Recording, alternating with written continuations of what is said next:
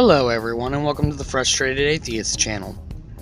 So the first problem we're going to work with is Nebraska Man. Only because I find it to be the most dishonest, not due to the fact that it wasn't what it was hoped to be, but what a lot of people claimed afterwards.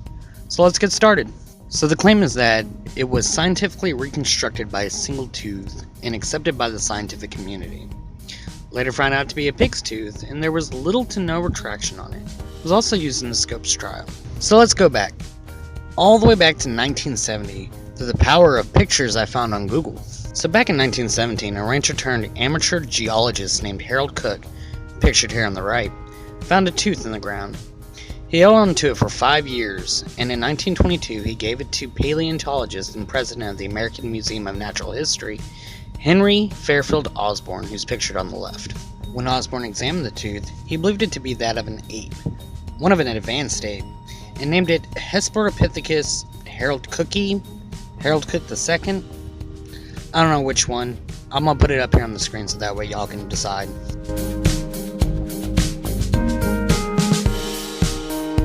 The only reason why he even thought that this was an ape tooth was for the fact that he thought we were gonna find apes with human-like teeth in the fossil record.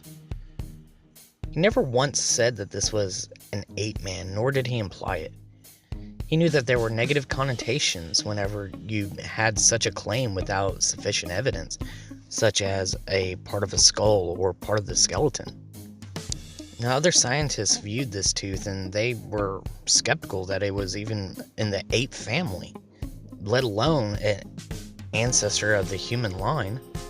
Word of the tooth made its way to London, where a gentleman by the name of Amadei Forster came to inspect the tooth. Now, he worked for Illustrated London News as, well, you guessed it, an illustrator.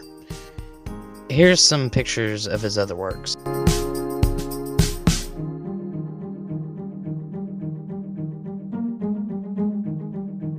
This is the illustration that made Nebraska Man famous, and the entire scientific world rejected it.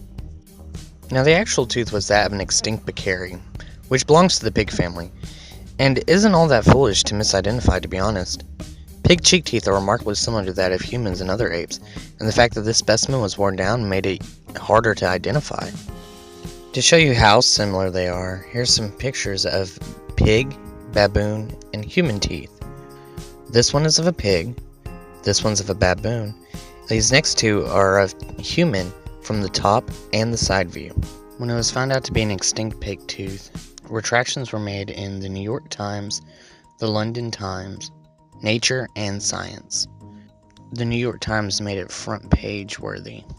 Ian Taylor would later go on to say that the only retraction was a 4-line piece in the back of Nature magazine, which is only partially correct.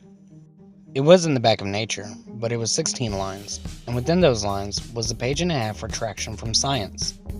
This tells us that he either didn't read the article, or he was being intellectually dishonest. I really hope it was the former, but fear it was the latter. For those of you who don't know, the Scopes trial of 1925 was the legal case of the state of Tennessee versus John T. Scopes, who was a substitute high school teacher. He had broken the Tennessee constitutional law that stated human evolution could not be taught in a public school. During the trial, it was rumored that Nebraska Man was used to prove evolution, but the record doesn't show anything remotely like that. The one thing I found that was anything close were these two photos. Maybe I overlooked something, so the website I found them on will be linked in the description. So there you have it, Nebraska Man in a nutshell. The sad thing is, Creationists will say this and after correction, will just shrug it off or move the goalpost. Anyways, that's it for this video. Stay tuned for the next one where we take a look into Piltdown Man, the hoax of Sussex.